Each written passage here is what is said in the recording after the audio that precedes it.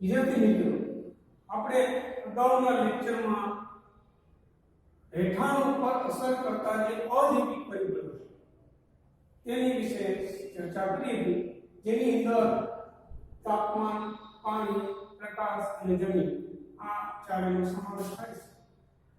હવે આ જે ચારેય અજૈવિક કારકો છે એની સામે સજીવો અને તેમનું રહેઠાણ કઈ રીતે બદલાય છે, તો સજીવો કઈ રીતે પ્રતિક્રિયાઓ કરે છે તેની આપણે આજે ચર્ચા કરવાના છે. આ ચારેય પરિબળો એવા છે કે તેમના દ્વારા થતી વિષમતાઓ દૂર કરવા માટે દરેક સજીવો પ્રયત્ન કરે છે. આ જે વિષમતાઓ છે એને તણાવપૂર્ણ પરિસ્થિતિઓ કહેવામાં આવે છે.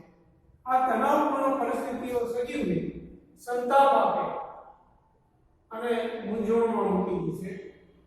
દરેક સજીવ છે એ ઉત્ક્રાંતીય ક્રમ દ્વારા તેના શરીરની અંદર આંતરિક અને દેહાત્મિક ક્રિયાઓમાં પરિવર્તન આણી અને પછી અનુકૂળ થવા પ્રયત્ન કરે છે.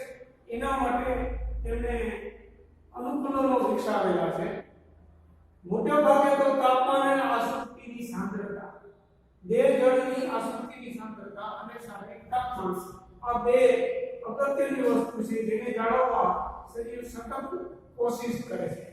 જો જળવાઈ જાય તો એવી પરિસ્થિતિને હોમોસ્ટેટિક પરિસ્થિતિ કહેવામાં આવે છે, સમસ્થિતિય પરિસ્થિતિ. બાહ્ય પર્યાવરણીય આ સમસ્થિતિને બગાડવાનો પ્રયત્ન કરે કઈ રીતે? દાખલા તરીકે સજીવો છે એ પોતાની પ્રત્યેક ક્રિયાઓ છે એ લગભગ 25 ડિગ્રી સેલ્સિયસ ની આસપાસના તાપમાનમાં કરવા ટેવાયેલા છે. જો એમ્બિયન્ટ એર ટેમ્પરેચર એટલે કે બહારનું તાપમાન છે 25 ડિગ્રી કરતા વધી જાય તો એના માટે એ ગરમ અવસ્થા અથવા તો સારી પરિસ્થિતિમાં જોઈએ તો તાવ આવી ગયો એવું કહેવાય છે. અને વધારે પ્રમાણમાં જો તાપમાન વધી જાય કે ગ્લોબલ વોર્મિંગ તો એવી પરિસ્થિતિને દૂર કરવા માટે તે પ્રયત્નશીલ રહે છે. એ જ રીતે 25 ડિગ્રીથી ઓછા તાપમાને એની કાર્યદક્ષતા ઘટતી જાય છે. જેમ જેમ તાપમાન ઘટતું જાય તેમ તેમ એની કાર્યદક્ષતા છે એ 0 તરફ ચાલી જતી હોય છે અને છેવટે વધારે પડતું તાપમાન ઘટી જાય તો ખૂબ જ ઠંડુ વાતાવરણ જેને હિમદંડ કહે છે એ લાગે છે. અને એના માટે એ કુદરતી અને કૃત્રિમ બંને વ્યવસ્થાઓ ઊભી કરે છે. કુદરતી રીતે એના શરીરમાં એ શારીરિક અને દેહાત્મિક ફેરફારો વર્ષોથી કરતો આવે છે અને ઉદ્વિકાસ કરે છે, એટલે ઉત્ક્રાંતિય પ્રક્રિયા છે. કૃત્રિમ રીતે એ બાહ્ય કૃત્રિમ સાધનોનો ઉપયોગ કરે છે. એના માટે કેટલીક પરિસ્થિતિઓનું નિર્માણ કરે છે, જેમ કે નિયમન કરવું. પહેલી વસ્તુ, દરેક સજીવ છે એ પોતાની શારીરિક ક્રિયાઓ છે અને દેહાત્મિક ક્રિયાઓ છે એ પર્યાવરણીય પરિસ્થિતિને અનુસાર નિયમન કરતા હોય છે. જેમ કે તંદુરસ્ત માનવ શરીરનું તાપમાન 36.8 ડિગ્રી સેલ્સિયસ અથવા તો 98.6 ડિગ્રી ફેરનહીટ હોય છે. જો વધી જાય તો તાવ આવી જાય તો શારીરિક સંકેત મગજ આપે છે અને એ મુજબ એ તાપમાન અને ત્વચાનું જે બાહ્ય સપાટીનું તાપમાન ઘટાડવા માટે પ્રયત્ન કરે છે. એના માટે તે પ્રશ્વેત ગ્રંથિને ઉત્તેજિત કરે છે. પરસેવો બહાર આવે છે. પરસેવાની સાથે પાણી અને કેટલાક ક્ષારો આવે છે, જેનું બહાર આવતા હવાનો સપાટો લાગે છે.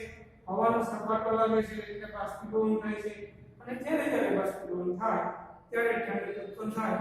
એટલે ત્વચાનું જે વધી ગયેલું તાપમાન છે એ ધીમું એટલે કે નીચે આવી જાય છે.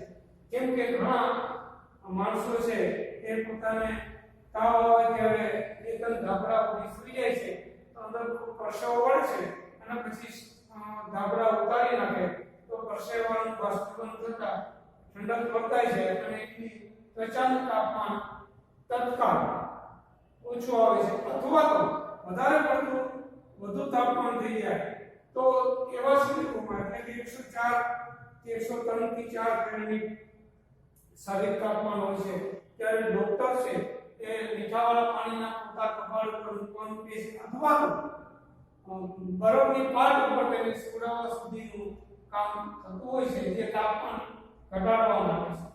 કૃત્રિમ રીતે નહીં તો બાહ્ય તાપમાન વધી જાય એટલે દરેક સજીવ છાંયો શોધવા કોશિશ કરે. છાયાદાર વસ્તુ માટે ઘરમાં ઉભરાઈ જાય, ખુલ્લું વાતાવરણ હોય ત્યાં જવાની ટ્રાય કરે. વૃક્ષ નીચે બાષ્પોત્સર્જનની ક્રિયાને પરિણામે ઠંડક ઉત્પન્ન થાય છે તો એ ઠંડક મેળવવાની કોશિશ કરે. ઉઠા અથવા તો પંખા હલાવીને ભીંજણો બનાવી અને પવન ખાય. ઇલેક્ટ્રિક પંખા ચાલુ કરે. એસી રૂમમાં ઉભરાઈ જાય. ઠંડા પીણા પીએ. ઠંડક આપતા ખોરાકો વગેરે ખાય. તો આ વધી ગયેલા તાપમાનથી દૂર કરવા માટેની પરિસ્થિતિ છે જે કૃત્રિમ રીતે તે અપનાવે છે. જો ઘટી જાય તો શારીરિક રીતે ઘટી જાય તો આપણું શરીર છે એ મગજને જાણ કરે એટલે મગજ તરત જ કોષોનું કંપન કરે, શરીર ધ્રુજારી આવે અને વાઇબ્રેશનને લીધે આપણું શરીર ધ્રુજવા માંડે છે. ધ્રુજારીથી આપણા અંગો છે એ કસરત અનુભવે છે અને જે બ્લડ સર્ક્યુલેશન છે વધી જાય છે અને પરિણામે તાપમાન વધી જાય છે તો ઠંડીથી રાહત મળી જાય છે. આ સિવાય કૃત્રિમ રીતે શું તો પ્રથમ હીટરનો ઉપયોગ કરે છે. રૂમ હીટર હોય છે અથવા તો ઇલેક્ટ્રિક સગડી હોય છે અથવા તાપમાન એટલે શેકતા હોય છે. વૂલન એટલે કે ઊનના વસ્ત્રો પહેરે છે, ધાબળા ઓઢે છે અને ઘરમાં પુરાઈ રહી છે, બારી બાંધા બંધ કરી છે. કોટ પહેરે, પેન્ટ પહેરે અને એક કરતા વધારે કપડાઓ પહેરે છે. વ્યાયામ કરે છે, કસરત કરે છે, જે વોર્મિંગ અપ એક્સરસાઇઝીસ છે એ એના શરીરનું તાપમાન તત્કાળ વધારી શકે છે. આ ઉપરાંત ધાબળા, કામડી અને ગ્લોવ્સ પણ હાથની અંદર પહેરતા હોય છે. તો આ બધી કૃત્રિમ રીતે તાપમાન ઘટાડવા માટેનું એટલે કે નિયમન કરવાના જે પ્રયાસ છે. બીજું છે અનુકૂળ થવું. ઘણી વખત સજીવો જો નિયમન ના કરી શકે તો અનુકૂળ થઈ જતા હોય છે. અનુકૂળ તાપમાન જાળવવા માટે રીંછ અને સચુંદર છે. રીંછ છે ઠંડા પ્રદેશમાં છે એટલે જ્યારે ગરમી હોય ત્યારે તે પોતાનો ખોરાક શોધે અને બાકી એ બરફના પોતાના ભૂંજા ઘરની અંદર છુપાઈ રહે છે. સચુંદર છે એને વધારે પડતો જે પ્રકાશ છે એના આંખોને નુકસાન કરે છે એટલે તેનાથી દૂર ભાગવા માટે એ મોટે ભાગે પોતાની જે સઘળી દિનચર્યાઓ છે એને રાત્રિચર્યા નિશાચર્યા કહેવાય. કારણ કે રાતના વર્ષે દિવસના એ પોતાના દરમાં એ ભરાઈ રહેશે અને રાતના બહાર નીકળશે અને ખોરાકની શોધ કરશે. આ રીતે ગુંજન કરતા પક્ષીઓ છે એ પણ પોતાનું થર્મોરેગ્યુલેશન જાળવે છે. હમિંગ સાઉન્ડ, હમિંગ બર્ડ એના માટે પ્રખ્યાત છે. હમિંગ બર્ડ એક નાનું પક્ષી છે, ચકલી જેવું છે, સતત ઇલેક્ટ્રિક મોટર જેવો હમિંગ અવાજ કરે છે. એને લીધે કંપન પેદા થાય છે અને કંપનથી પોતાનું તાપમાન જાળવે છે. પણ હમિંગ બર્ડ માટે એવું છે કે રાતના સૂઈ જાય ત્યારે ઊંઘની અંદર એનો હમિંગ અવાજ બંધ થઈ જાય છે અને પરિણામે એનું વાઇબ્રેશન બંધ થવાને લીધે શરીર સવાર પડે એકદમ ઠંડુ થઈ જાય છે. બીજો દિવસ સવારે જોશે કે નહીં એને પોતાને ખ્યાલ નથી. એને ઉડવા માટે, પાંખો ફફાડવા માટે એને પૂરતી ઊર્જા મેળવવી પડે. એના માટે પાંખો એકદમ વાઇબ્રેટ કરવી પડે. પણ એટલી શક્તિ જો એના શરીરમાં સંચિત ના થઈ હોય તો એનું મૃત્યુ થઈ જાય છે. કારણ કે કદ કરતા એનું ક્ષેત્રફળ નાના પક્ષીઓનું વધુ હોય છે એટલે ઉષ્માય વધુ ગુમાવે છે. ત્રીજી જે પ્રક્રિયા છે એ સ્થાનાંતર. નાસી જવું, ભાગી જવું. જેમ કે કોઈ પ્રાણી કોઈ એના સ્પર્ધકને પહોંચી ન વળે તો ભાગી જવું સારું, એની સામે ન થાય.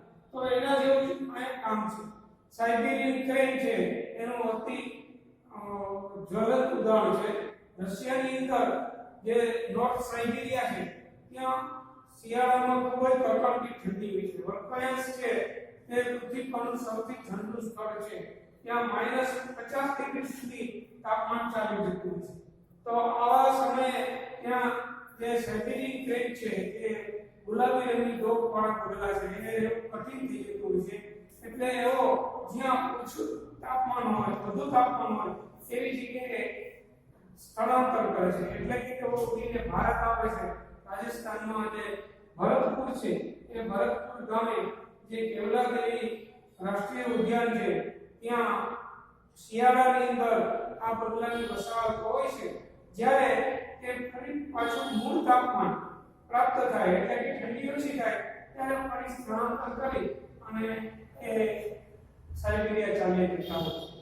તો આ એક એવું ઉદાહરણ છે. આ ઉપરાંત તમે જોશો તો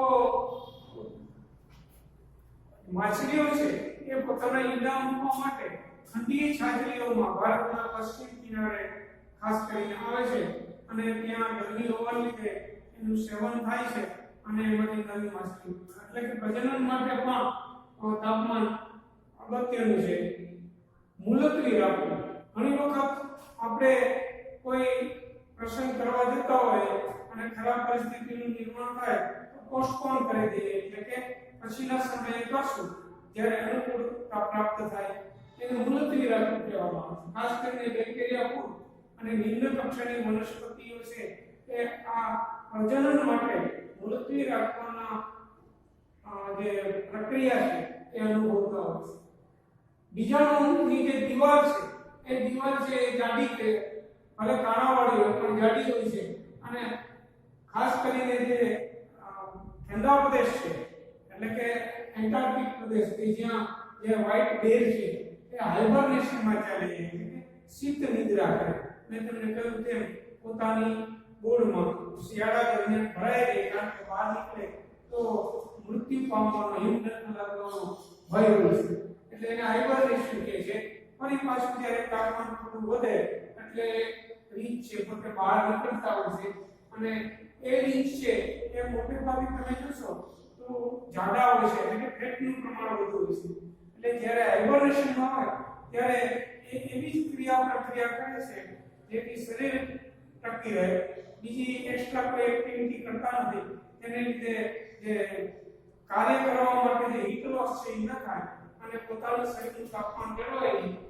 તો અને એ દરમિયાન તો પણ વધારે એને જો ઉર્જાની જરૂર પડે તો એના શરીરની જે ચરબી છે એ ચરબીનું ઓક્સિડેશન થતું હોય છે અને એની અંદરથી એને ઉર્જા મળતી હોય છે.